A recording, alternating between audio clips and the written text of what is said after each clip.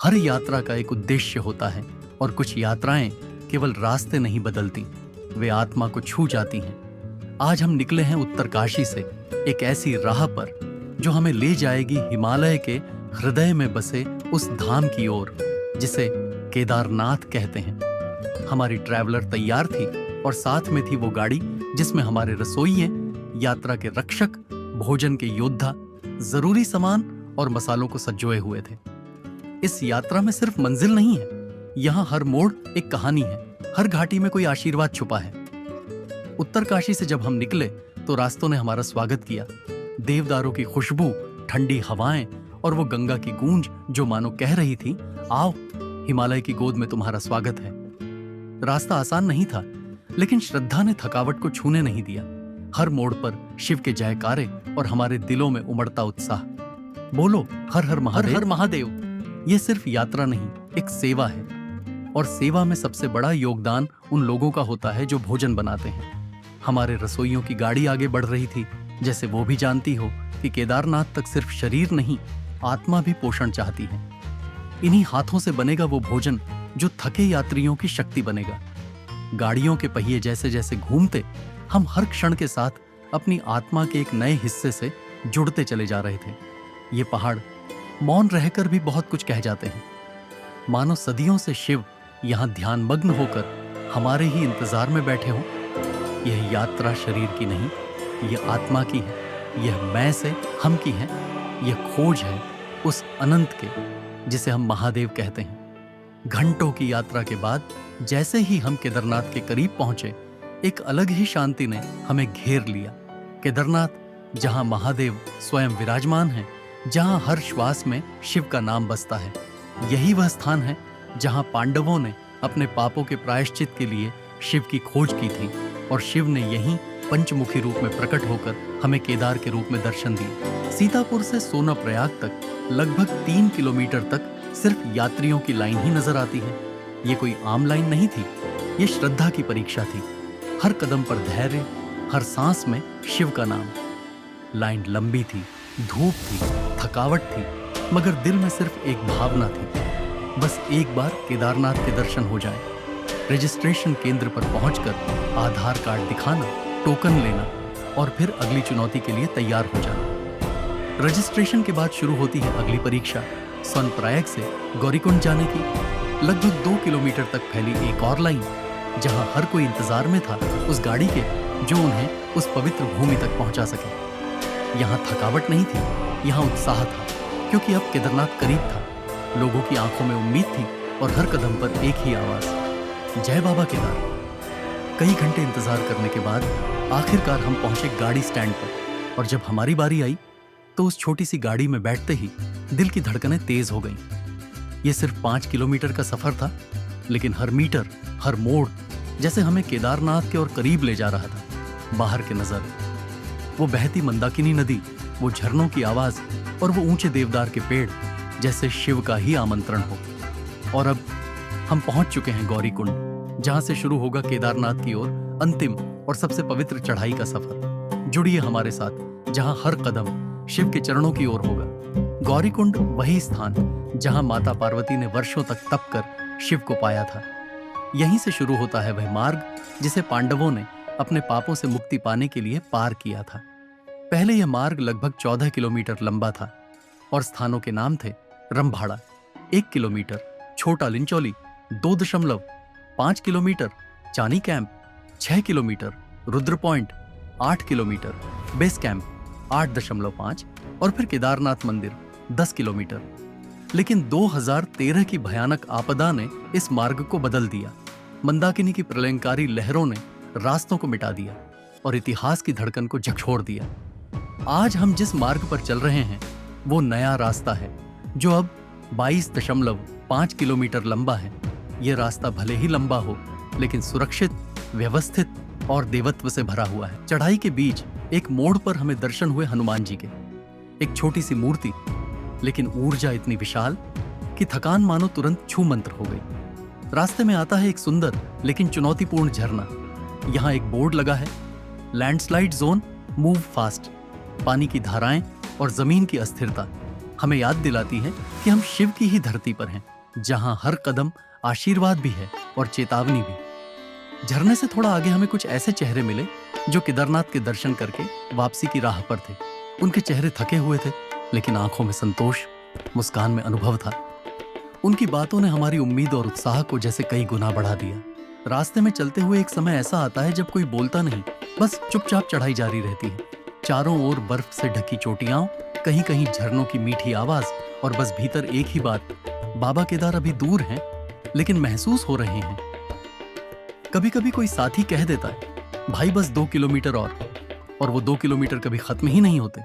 लेकिन फिर सामने से कोई उतरता हुआ यात्री कहता है, दर्शन हो गए भाई, अंदर से कुछ बदल गया है। बस यही सुनकर थके हुए पैरों में फिर से जान आ जाती है। कई बार ऐसा भी हुआ कि किसी बुजुर्ग को हमने सहारा दिया और किसी बच्चे ने हमें पानी दे दिया। यह यात्रा एक दूसरे को जानने की नहीं, एक दूसरे को महसूस करने की है। कोई टट्टू से चढ़ रहा है, कोई डंडी से और कोई नंगे पैर, लेकिन मंजिल सबकी एक, भोलेनाथ के चरण। यहां ना कोई बड़ा ना छोटा, सब बस भक्त हैं। हर हर महादेव।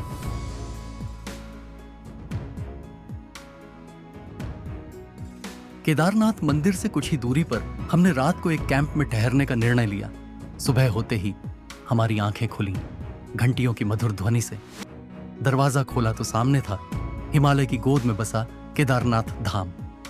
बस कुछ ही कदम बाकी थे, लेकिन हर कदम भारी लग रहा था, श्रद्धा से। मंदिर अब सामने था, धुंध के बीच चमकता हुआ, मानो स्वयं शिव ने अपनी उपस्थिति का आभास दे दिया हो। लेकिन मंदिर में प्रवेश करना इतना आसान भी नहीं था, क्योंकि वहां कई किलोमीटर लंबी श्रद्धालुओं की कतार लगी थी। एक लाइन थी जो मंदिर से शुरू होकर गलियों, मैदानों और कैंप्स तक फैली हुई थी। लोग घंटों से खड़े थे, कोई बैठा था, कोई जप कर रहा था, और कुछ लोग आंखें बंद किए बस शिव को महसूस कर रहे थे। हमने महसूस किया, ये लाइन सिर्फ शरीर की नहीं, ये तो आत्मा की परीक्षा है। यहाँ धैर्य ही सबसे बड़ा तप है। जैसे जैसे हम मंदिर के द्वार की ओर बढ़ रहे थे, भीतर बहुत कुछ चल रहा था। आंखों के आगे पिता की छवि आ रही थी, माँ की दुआएं सुनाई दे रही थीं, और मन बस कह रहा था, हे भोले, ये जीवन तुम्हारा प्रसाद है। हम न किसी चीज की फरियाद लेकर आए थे, न किसी दिखावे के लिए। हम बस आए थे उस मौन से मिलने, जहां हर उत्तर मिल जाते हैं। शिव से बात करने के लिए शब्द नहीं चाहिए होते, सिर्फ एक सच्चा दिल चाहिए। अब हम मंदिर के द्वार के सामने थे, और वहां की हवा भी अलग लग रही थी, जैसे समय रुक गया हो। वहां ना कोई शोर था, ना कोई हड़बड़ी, सिर्फ मौन, भक्ति और शिव की उपस्थिति। सिर अपने आप झुक गया, आंखें बंद हो गईं, और फिर भीतर से आवाज आई, तू आ गया, अब सब ठीक है। हर हर महादेव। हजारों साल पुराना ये पत्थरों से बना मंदिर हिमालय की गोद में ऐसे खड़ा है जैसे समय को चुनौती दे रहा हो। यहाँ आकर ऐसा लगता है जैसे आत्मा ने अपना घर पा लिया हो। समुद्र तल से 11,755 फीट की ऊंचाई पर स्थित ये मंदिर 8वीं सदी में आदिगुरु शंकराचार्य द्वारा पुनर्स्थापित किया गया था। मंदिर पूरी तरह बिना सीमेंट के विशाल पत्थरों से बना है। यहाँ का गर्भगृह वो स्थान है जहाँ शिव की पिंड रूपी पीठ की पूजा होती है। मंदिर के चारों ओर बर्फ से ढके पहाड़ हैं, नीलकंठ, केदार डोम और मंदाकिनी नदी, जो शिव की उपस्थिति को और भी पवित्र बनाते हैं। 2013 में आई भीषण बाढ़ ने केदारनाथ घाटी को तहस नहस कर दिया। मंदिर के चारों ओर सब कुछ मिट गया, लेकिन मंदिर अक्षत खड़ा रहा। एक बड़ी चट्टान, जिसे आज हम भीमशिला कहते हैं, मंदिर के पीछे आकर ऐसे रुकी कि मंदिर को बचा लिया। ये शिव का चमत्कार नहीं तो और क्या था। पूरे गांव बह गए, रास्ते टूट गए, लेकिन मंदिर और उसकी दीवारें वैसी की वैसी रहीं। ये प्रमाण है कि जहां शिव हैं, वहां सुरक्षा है। आपदा के बाद भारत सरकार और हजारों श्रद्धालुओं के सहयोग से केदारनाथ का पुनर्निर्माण हुआ। नए रास्ते बने, आधुनिक टेक्नोलॉजी से सुरक्षा बढ़ाई गई, लेकिन मंदिर की आध्यात्मिक ऊर्जा आज भी वैसी की वैसी है। आज यहाँ हेलीकॉप्टर सेवा से लेकर पैदल यात्रा तक सब कुछ सुव्यवस्थित है, लेकिन जो भी यहाँ आता है वो सिर्फ दर्शन नहीं करता, वो अनुभव करता है। जैसे ही आप मंदिर के अंदर प्रवेश करते हैं, वातावरण बदल जाता है। अंदर अंधेरा है, लेकिन चैतन्य से भरा हुआ। पुजारी मंत्र पढ़ते हैं और भक्त श्रद्धा से पिंड पर जल चढ़ाते हैं। हर सुबह और शाम यहाँ महाआरती होती है, जिसमें शिव को पंचामृत से स्नान कराया जाता है। धूप, दीप और शंख की ध्वनि गूंजती है। वो क्षण जब पूरे मंदिर परिसर में हर हर महादेव की गूंज होती है, उसे सिर्फ सुना नहीं, महसूस किया जा सकता है। ऐसा माना जाता है कि केदारनाथ धाम 12 ज्योतिर्लिंगों में से एक होने के बावजूद सबसे रहस्यमयी और शांत है। यहाँ न मोबाइल नेटवर्क है, न दुनिया की भीड़, बस एक मौन जो शिव का उत्तर है। तो दोस्तों, हमने केदारनाथ के दर्शन पूरे कर लिए थे। भावनाएं गहरी थीं, आंखें नम, और अब हम लौटने के लिए पहुंच चुके थे केदारनाथ के हेलीपैड पर। चारों ओर पहाड़ों के बीच एक छोटा सा मैदान, जहां आसमान से उतरते हेलीकॉप्टर भक्तों को वापसी की राह दिखा रहे थे। हवा की हलचल, मंदिर की घंटियों की गूंज, और मन में सिर्फ एक ही शब्द, शिव का आशीर्वाद साथ है। हेलीपैड पर पहुंचकर एक अजीब सी शांति थी। ना भीड़, ना भाग दौड़, बस अपने अपने लौटने का इंतजार करते भक्त। कुछ मुस्कुरा रहे थे, कुछ मंदिर की ओर आखिरी बार निहार रहे थे। किसी ने फोन निकाला और वीडियो बनाया, किसी ने जमीन पर बैठकर शिव का नाम जपना शुरू किया, और हम सब जैसे मन ही मन भगवान से विदा ले रहे थे।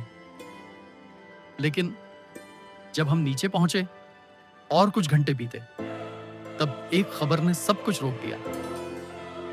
केदारनाथ से उड़ान भरते हुए एक हेलीकॉप्टर दुर्घटनाग्रस्त हो गया और उसमें सवार 7 श्रद्धालुओं की मृत्यु हो गई।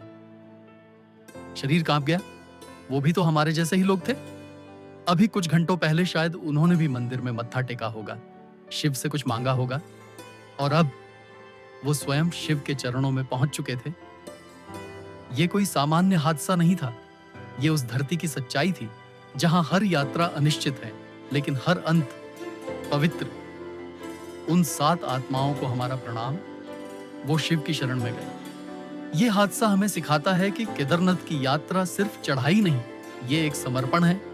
और जब आप यहाँ आते हैं तो अपने जीवन का हर क्षण भगवान को सौंप देते हैं।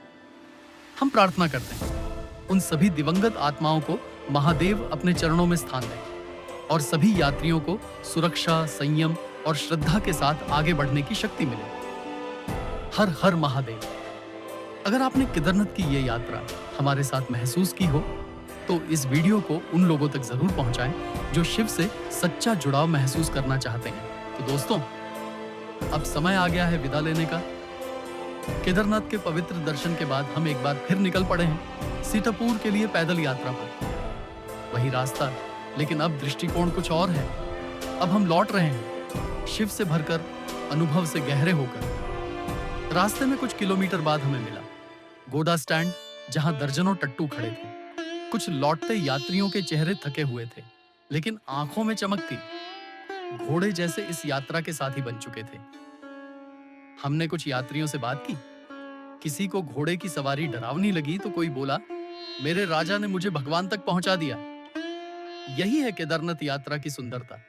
यहाँ हर जानवर भी एक सेवक बन जाता है। अब वापसी की चढ़ाई उतराई में बदल चुकी है।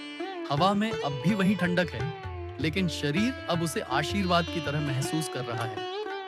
रास्ते में हमें दिखे चाय की छोटी छोटी दुकानें।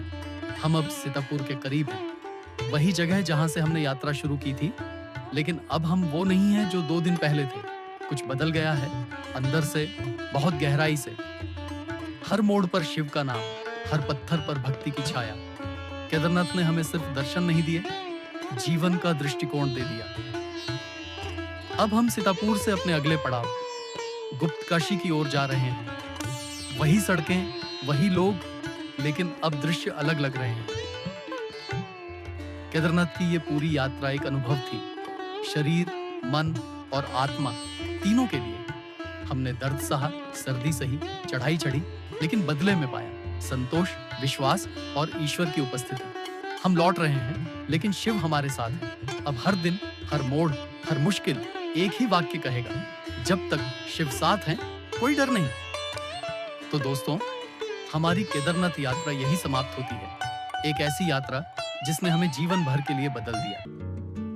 अगर आपने भी इस यात्रा को हमारे साथ महसूस किया हो तो इस वीडियो को लाइक करें, अपने दोस्तों के साथ शेयर करें और हमारे चैनल यात्री व्लॉग को सब्सक्राइब करें ताकि हम अगली यात्रा में फिर साथ चलें किसी और धाम की ओर। हर हर महादेव।